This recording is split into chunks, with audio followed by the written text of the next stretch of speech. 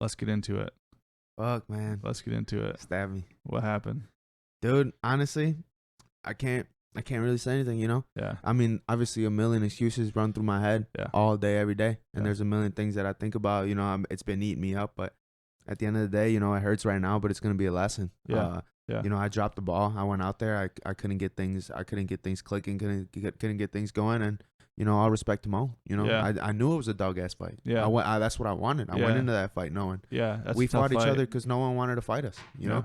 I said yes. I was the only person that said yes to him. He was the only one that said yes to me. Yeah. So fuck it. We had to do it. Yeah. You know? What, in that first round, what was that? Did he drop you? Oh, bro, he dropped me clean, Is that the hardest you've been hit? That was the hardest I've ever been hit in a fight. Yeah. Honestly, it took a lot out of me fast, dude. Like, I was like, you know, I do my little head movement. You know, I was moving my head. Yeah. I was moving my head because I knew he had a good cross. Oh, yeah. I knew he did. Yeah, he That's just all we landed it trained perfect. for. And it was just like I was moving into it, and he threw it. Yeah. And I was already on like one leg because I was whipping that back leg for the leg kick already. Yeah. Boom, sat me down. Yeah. I spun. So like I spun all the way. I was like, I know he's gonna rush in. Yeah. Everybody gets excited when they drop somebody. Yeah, you bum rush him. Yeah, especially like he saw a chance to finish it. I knew he was gonna come in. So Yeah. I was like, I'm gonna go in for this shot. Yeah. He went right to his front head. I was like, okay, perfect.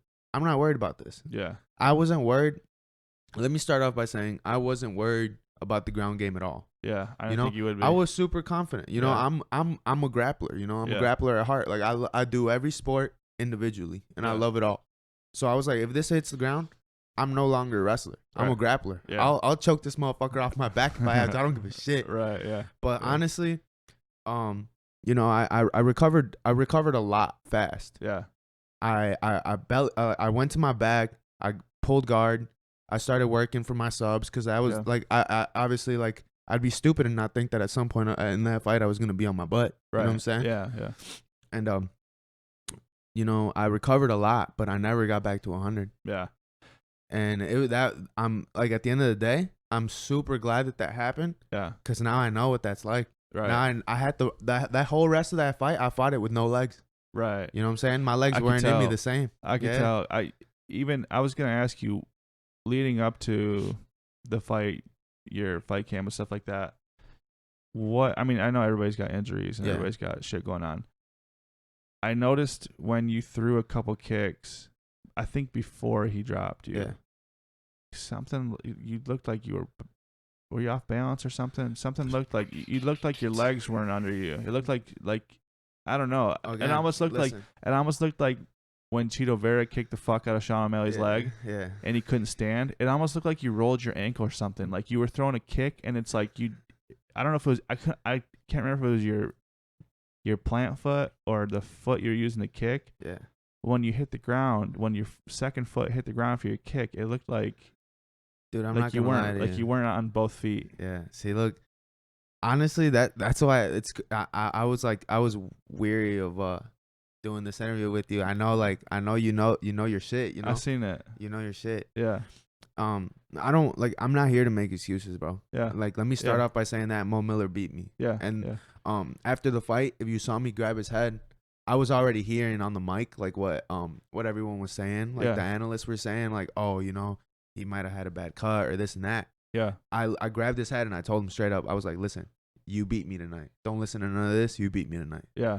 And then I let him go. Yeah. Do his thing. You know, all respect. Yeah. But I will say, as soon as that fight started, I threw my first kick, and with the tape on my feet, you know, you can't feel your feet the same. Right. Yeah. When I put my foot down, I kind of like put my foot down with my toes down. Yeah. And I put all my weight on it, not thinking anything of it, and like I fucking rolled it right away. Yeah. Like, right away. And Yeah. I'm like, fuck. I could tell. But I try to not think about it because like I didn't want to take it off my groove. I already had too many things that I came into that fight with a lot in my head already. Yeah. Because you know, I had a shit cut, so I was like, I really hope I don't get tired. I really hope I don't get tired, and that fucked me up. Yeah. I didn't get tired. Yeah. I didn't get tired. I say you didn't look like you were tired. I wasn't tired at all, dude. Yeah. It's just like I was so scared that weight cut was gonna bite me in the ass. Yeah. You know, Yeah. and it didn't. Yeah. You know, luckily I was able to recover well. Yeah. I had a shit cut, but I recovered well. I ate well. Everything was good. I warmed up good. Yeah. I just carried too much into that fight with me, bro. Yeah. And like again, it's another lesson. But yeah, I could tell that when I seen you fighting, I didn't think you had an issue. I'm sure the cuts are never fun. Yeah. I didn't think it didn't look like you got tired. It didn't look like you had effects from the cut, but I could tell the first kick you threw, you did this thing. I could tell you either rolled your ankle or I don't know if it was your knee, your ankle, something with your leg. But I think you threw it 2 or 3 times, and every time you threw it, you shook your head. You and you fuck up or like you fuck up in a game. You're like, fuck. Yeah, I could tell you kept doing it. And I was like, shit. Mo's probably realizing that something with that leg's fucked up. And I honestly expected Mo to start attacking the leg. Yeah, but I knew he didn't. I knew he wasn't really coming in with kicks. Kicks aren't really his thing. Yeah. So I was never worried about the leg kick battle. Yeah. I was gonna win that 10 times out of 10. Right.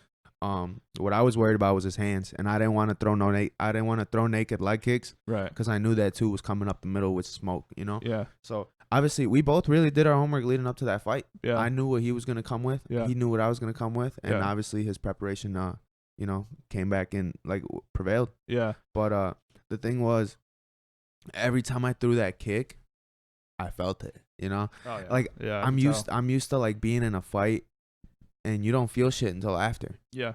And there's not many things that take you out of that, like tunnel vision, line drive, like all you see is your opponent. Yeah. But when you hurt your foot or when you hurt something like that, that's like, just like you need it. Oh, yeah. Like you feel those things, you know? And every time I threw that kick, I felt it, but I knew I had to keep doing it. Yeah. That's my best weapon. I'm going to use it regardless. Yeah, you got to My keep foot it. could be dangling and I'm going to keep using that bitch. I don't give a shit. Right. Yeah. And yeah, man. I mean, obviously there's a million things in that fight that could have gone better. Yeah. But, at the end of the day, I just got to look at it like the same way as everything else. Everyone that knows me knows, like, I'm super big into my faith. Yeah. So, like, I just got to look at this as a blessing, man. You know, Yeah. it's a blessing in disguise at some point. Yeah. Like, it hurts right now, but it's going to be a lesson. And I'm going to learn and I'm going to get better. And, like, if there's anything else that people know about me is that Lil Mando about to be back, man. Yeah. Like, there's no doubt about it, Yeah. It sucks, but it is what it is. Yeah. Now, I never want to see anybody from Michigan lose, obviously. And I'm not happy that you lost, but I'm happy that it happened at this point in your career, because you don't want to feel your first loss at the UFC. You know what I'm saying? You want to, and I've had conversations like this with Calvin. Mm-hmm. I thought he went pro too soon, and when he took his pro debut, obviously he lost. And after the fight, he looked at me and he said, "You can tell me I told you so if that's what you want." And I said, "I'm not going to do that, but I fucking told you this is why not to do it." Yeah. And not because I don't think he couldn't go out there and beat guys that are pros, but he never had to face any type of adversity. He never got put, I think all his fights were like early first round finishes. Mm-hmm. So he never went to a second round. He never got dropped. He never got put in positions where he had to work himself out of. And I think your situation was different because you fought, fighting guys like Brian and Aleem, and like there wasn't really anything else that could happen to you. You went to a decision. You went to the second round. You finished these guys. So it's different with you, but you never had to feel defeat. Yeah. And I'm happy that happened at this point. Being 4 fights in, than down the road, because I feel like guys take it a lot harder when you're at a higher level. They take a loss like that. It'll define you at that point. There's like that's the common factor is I've seen a lot of people they're so high on themselves that when they lose at that level, it takes all the wind right out of themselves, and there's really no coming back. For me, I'm thankful that I went out there and I took this L. I went out there, I gave it my all. And honestly, it's the most fun I ever had in a fight. I had a fucking blast. And I learned a lot, and I mean, it sucks. I wish I would have went home with the dub, but at the same time, I'm thankful because if you really think about it, like if I would have, like that Goga Plata was tight. Oh yeah, I gave that shit my all. Yeah, Mo said he was feeling it. That was sunk in. The thing about it is, like, what would have happened if I got that? I would have came home 5-0. Yeah. But think about it. I would have came home thinking I was a shit. Yeah. I would have came home thinking I did everything fucking perfect. Yeah. And I didn't. Okay. I trained my ass off. Right. Yeah. But I trained my ass off. I did a lot of shit, but there's a lot of things I can do different. Yeah. It gave me a different perspective. It gave me a lot of things that I needed. And Pat Miletich actually, like, no one knows this, but after the fight, later that night back at the hotel, I saw Pat, and me and Mo were talking actually. Yeah. Cause he's a cool ass dude. Yeah. And we both knew this fight was coming for a long time. Yeah. Since we were both young in the amateur side. Yeah. Obviously, when neither of you guys have lost, people start to put that fight together, especially when you're only like a state of like apart from each other. Right. Yeah. That fight was coming together since we were amateurs. Yeah. And we were talking. Neither of us wanted to fight each other because we both had a lot of mutual friends and shit like that. But yeah. I mean, the time was getting close. No one had said yes. Yeah. We were like, fuck it. It is what it is. We got to do it. Yeah. And Pat Miletich came, but yeah, nonetheless, I'm rambling on. Pat Miletich came up to us after the fight, pulled me aside, and he was like, listen, dude, I know you're a little beat up. I'm glad you're taking it the way you are, but the thing is, you've sat somebody down in a fight before. Yeah. You've submitted somebody in a fight before. You've went the distance. You've won in the first round. You've won in the second round. Yeah. You've never lost. Right. He's like, that's another level to this game that you hadn't discovered. You've discovered a lot of things in this game. Yeah. But you never discovered that. Yeah. And now that's another patch that you earned. Yeah. How do you but that's something that you don't earn that patch until you come back. Yeah. How are you going to come back? Right. And that's the way I think. I'm like, people are like, oh, you need a level, like a step back in competition. I'm like, fuck that. For what? Yeah. I want my record to hold weight. Right. Yeah. I don't want a padded record. Yeah. Let that be known. Yeah. Yeah. I mean, obviously, like, people look on Tapology and like they see like the amateur side and that all my fights were first rounds or whatever the fuck. Yeah. Those dudes, like, a lot of those fights that I took, most of those guys were fighting in the Wild West days, so most of the shit doesn't even show up on there. Oh yeah. Like the Andrew Muskins fight. Yeah. Don't get it twisted. I was the first to do his ass. You know what I'm saying? Yeah. And like, all respect to my boy, but like, he hadn't lost like that. Yeah. And then after me, people saw the road to beating him. Yeah. Yeah, his record looks like shit on Tapology. I think it says like 4-8 or something, but he's like 16 and something. Yeah, I was like, like, bro, people don't know. Yeah, I know. That's what matters. Right. Yeah. At the end of the day, this shit's about me. Right. I wanted that. I asked for that fight. You remember? Yeah. I asked for that fight because I said that's the type of fight I wanted at the time. Yeah. And that's what it is right now too. I looked at coach and I said, hey, listen, this is the level we're trying to be at. I'm trying to be here. So I'm gonna fight a real one. Yeah. And Mo was that real one, and I got my answer. Yeah. You know what I'm saying? Right. He did his homework. He was the badder man that night. Yeah. You know what I'm saying? He was bad. Yeah. He did his thing. He fucking stayed composed, and he imposed his will. Yeah. And you could run that fight over 10 times, 10 different outcomes. Yeah. What did Joaquin have to say? He seems like a pretty inspirational guy sometimes. He says some good shit. He was the one thing that I could I picked up on is that he was proud that I went backstage and the first thing I said was I pussied out, dude. Yeah. Straight up, I'll let that be known. I pussied out. The dude, like, the fight wasn't going my way. I fought, like, I dug, I dug deep. Yeah. And I kept going. And I had some adversity and I kept doing what I could. Yeah. But I could have done more. I know I'll admit that I could have done more. Yeah. And it was a lesson that had to be learned. Yeah. And I'm not gonna shy away from it. Right. I went backstage and I didn't throw no tantrums. I didn't throw shit. I didn't do anything. I mean, did I cry? Yes. I mean, this is my life. This is what I do. Yeah, like, this means everything to me. It fucking hurts, Yeah. But I cried. I didn't. I dealt with it. Yeah. Backstage. And he just said, it's back to the drawing board. If there's one thing he knows, and if there's one thing any of us know, from my team, yeah, I'm gonna be back. This is just a part of the game. Yeah. Like, the only thing that changed is like the record, but in a way, now I don't have that pressure of fucking, I don't have to protect this perfect record anymore. Right. It's not about the record. Yeah. It's about what am I doing? Am I getting better? Or am I getting worse? Yeah. And it was like he's a good opponent, like a really good opponent. Yeah. There's no shame in that, Yeah. I learned a lot. And coach was just proud that I went out there, and I mean I still did my thing. He didn't do anything that we didn't expect. Right. We Yeah. game planned everything the same. Yeah. He didn't do anything that we didn't expect. We just there was just minor adjustments. Yeah. But he knows where my heart is. He knows where my head is. Yeah. Yeah. And that's one thing that he's always been really good about, and that's why I love him to death. Is that he's good at holding me accountable. Yeah. He knows where my priorities lie and everything like that, and he holds me to my standard. He doesn't hold me to anyone else's. He holds me to mine. Yeah.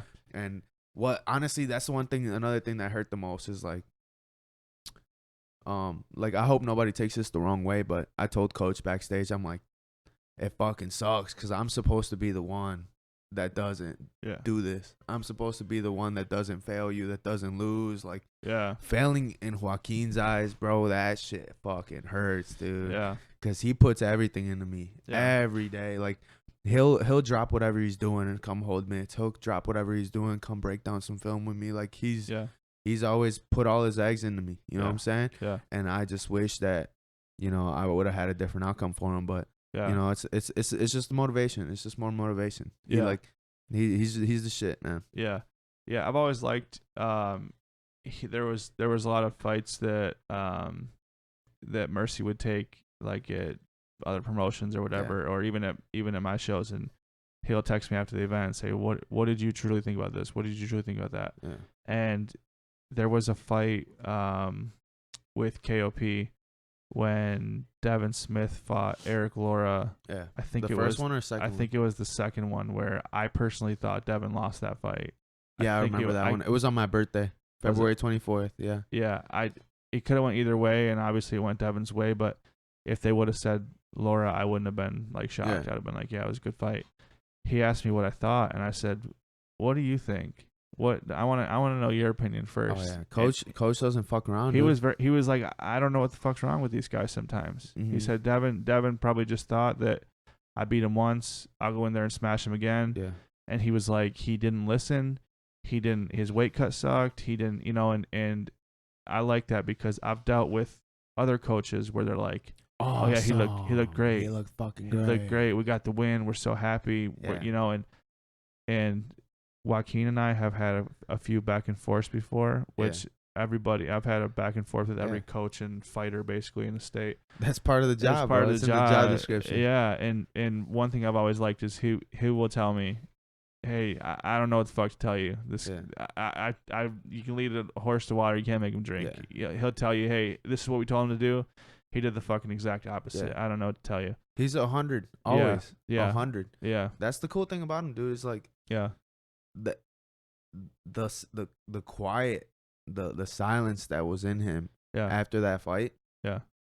It was like it was great, and it was shitty at the same time. It was shitty because I know how much it hurt. It hurt him just as much as it hurt me. Right. Yeah. That I dropped the ball and I fucked up. But at the same time, he knew that there's nothing that he could say to me that would motivate me more than my own brain was at that very moment. Yeah. He knows me. He knows me better than anybody. Like, I literally threw my first punch with this guy. Yeah. You know what I'm saying? He was telling people about me before I even knew what I could do. Oh, I know. Like, fuck, dude. He kept telling me. The dude, like, he believes in me, and he knows my abilities. He knows how my brain works. He knows everything about me. Yeah. So, I think that was cool that, he didn't really feel the need to say much. He knew that, like, that my mind was already on 100, and I was gonna come back, and I was already thinking about the next move. Right. Because that's me. That's how I do. Yeah.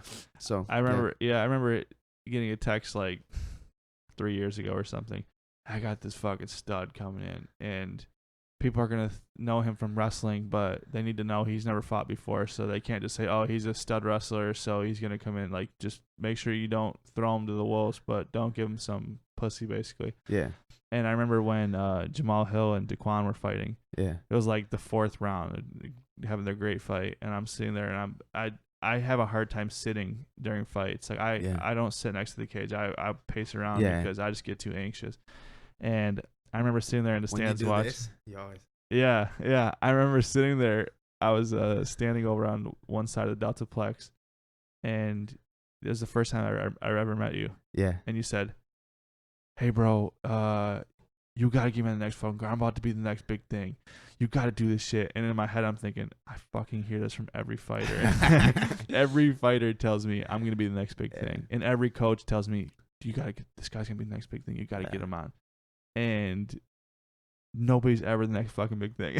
Nobody ever is. But you've been doing your thing, and you know, this loss, it is what it is. It's all part of the shitty process, unfortunately. It is, but man. It's live by the sword, die by the sword, man. I mean, like I said, bro, it's in the fucking job description. You know, I mean, if I would have never did this, if I didn't think that I could handle this, you know, like that's what my pop said, you know, right. Same way you win, you gonna lose some, you know. You gotta take them in stride. You gotta lose. Be gracious in defeat as well. You know, baby, gracious in victory, gracious in defeat. Yeah. You do what you do. Yeah. He's like, be proud of who you are and know the work you put in. He's like, because I always tell him that's my first thing I always tell him before every fight. Yeah. Like when he gets nervous, I'm like, Dad, trust that I did everything I could to prepare. Right. Don't worry about the outcome. Worry about what I did leading up to this point. Yeah. And let that guide you through this fight. You know. Right. Yeah. I know he gets super nervous, and he told me the same. He hit me with the what's it called, the reverse card on Uno. Shit. Hit me with the reverse card. He was Yeah. like, "Hey, you got like you did everything you could to prepare. Yeah. Be proud of that. Don't be sad about the outcome. Be proud that you did all this work and you know it didn't work out." And I'm like, "Fuck, why you gotta do me like that?" I was gonna ask you. Sometimes when people take their first loss or just a loss in general, they've got like friends or family that have to like they feel the need to like console you, obviously, which is nature and family and friends. But some people do like a really fake, well, not a fake, like a shitty job of like, well, you'll get them next time, or they don't know. They don't know what to. They don't know what to say. Did you have anybody hit you up where you were like, dude, shut the fuck up? I know. Yeah, bro. You know my family. Yeah. You know my family, dude. Yeah. Everyone in my family hit me up with like. Everyone has their own approach. Yeah. My brother, obviously, you know, he's my hardest critic. Yeah. My brother sees me in the lab. You know, Junior. Fucking sees everything. Yeah. You know, he's super into the game. Like one day people are gonna see him out there too. Yeah. You know, he is coming. Believe that. They both are. I've been hearing that. And you know, Hoser, it's starting to get to that point where he's really, really itching to do it. But you know, he has a good mind of the game, and you know, he hit me up on some technical shit right away. He's like, "Listen, bro, like you fucked up here, you fucked up here." Yeah. And it hurts hearing him say that because like he knows what I'm capable of, and he's like, "Dude, I don't give a fuck what no one says, bro." Yeah. The lock hand was right there on that choke. The lock hand was right there. You didn't even try to grab his hand. Right. And I'm like, fuck, man. Yeah. Fuck. All right, now you gotta tell me he's right. Like, yeah, and he's right. Yeah. So I'm gonna watch that shit. Yeah. And it's gonna fucking burn, bro. Yeah. It's gonna burn for a while, but don't watch it with him though. Yeah. It's all part of the game. I mean, my mom and my dad, you know, they always hit me on the, you know, like the old school like life shit. Yeah. Oh, yeah. And then you know how a lot of people say that you know, when you're winning everything's good, and then when you're losing you got to take it on your own. Yeah. I am so fucking thankful that I'm surrounded by people like I know I'm exactly where I'm supposed to be. Yeah. Cuz nothing is different. Yeah. I went to the locker room. You know, I took like the rest of the night to myself. I didn't answer my phone the rest of the night. Yeah. I just had to collect my thoughts, you know. Yeah. And when I did, it was the craziest thing. Like the support's the same for me, bro. Yeah. And it lets me know that it has nothing to do with the fighting. It has to do with me. Right. And that's dope. Yeah. You know, I'm thankful that I didn't have to go through what a lot of people go through when they lose. Like everybody fucking shits on them. Everybody forgets about them. Yeah. Dude, it's crazy. I mean, I've dealt with that a little bit when Ken Cross took his first loss. Yeah. When he lost to Mo Shatri. Yeah. You know, because he just came off of the fight with Reese Brink. Yeah. And obviously surgeon. Yeah. Surgeon. Dude, and I mean Kenny always sells good tickets too, but he told me straight up when he fought Reese Brink, he sold, I don't know, $10,000 worth of tickets, something like that. He fought Mo Shatri, he sold about the same, took a loss. His next fight, he sold like the lowest he's ever sold. I mean, he was selling more as an amateur. Yeah. And it was kind of a shitty conversation to have with him because I just asked him. I wasn't mad. I was like, what's different? And he was like, dude, people stop fucking with me. I got bandwagon fans. I took and what sucks is that's when he basically, you know, right after that he fought Zach Shaw and he lost again, and he realized I gotta change. I gotta do something. So that's when he moved to Michigan top team. But he knew that is where he was living and the group of people he was with and everything. He knew that was fucked up for him. Yeah. When he was losing, they were nowhere to be found. Yeah. And then he won like 6 straight, and they're all back. And now they're all back. They're all back. Motherfuckers. Yeah, they're all back. Like the game isn't gonna stop for nobody. Yeah. And like that's you know, like it's like fucking clockwork, you know. Yeah. There's gonna be people that are in your corner one day and not the next. But I personally cannot say that I'm a victim of that. You know. Yeah. And it was something that was really reassuring to me. You know, it's always been about more than just fighting, and I've said that in victory, and now I'm saying it in defeat. Like, you know, it's always been more than just me. It's about my family, the people that support me, like all that shit, and I love them all. Yeah. And like, thank God that I'm surrounded by those people, that support me either way. They rock with me the long way, bro. And it's like, I can't fail, you know. I can't fail with that in my corner. I'm gonna be back, and I'm gonna be back better, and you know, it's all gonna pay dividends, especially for everybody that's still been supporting me, you know. Yeah. I like, all I want to do is make them proud. Yeah. All I want to do is fucking put on for them, put on for everybody, and represent. Like, I fucking love my people, man. Yeah. So I mean, we'll be back, man. Team Toro come back strong. Yeah. So I was about to say, what's next for Team Toro? When does Mando get back in the cage? Dude, honestly, leading up to this fight, the motivation was there, everything was there, but I could feel myself like, dude, it's been 2 years nonstop. Getting burned out a little bit. I wouldn't even say burned out. I feel like it started feeling like a job. Yeah. And for a little bit, I think right now in the near future, I want to focus on my teammates, and they've been focused on me for a while. Yeah. I want to focus on getting on my, like, I know I don't want to shout out a different promotion while I'm on your shit. You can do it. But WXC has a show coming up in October. Yeah. And a lot of my boys are fighting on it, bro. Yeah. I wanna make sure that they're all ready, you know? Yeah. It's their turn. Sure. Let them go out there, have their shine, do their thing. Yeah. I wanna switch gears and focus to them. Fall in love with the game. Yeah. You know, stay in love, not fall in love with the game, stay in love with the game. Yeah. I'm gonna just you know, train to be a better fighter. I've been training this whole time. Everybody sees me all day working my ass off, you know, 3-4 sessions every single day. Yeah.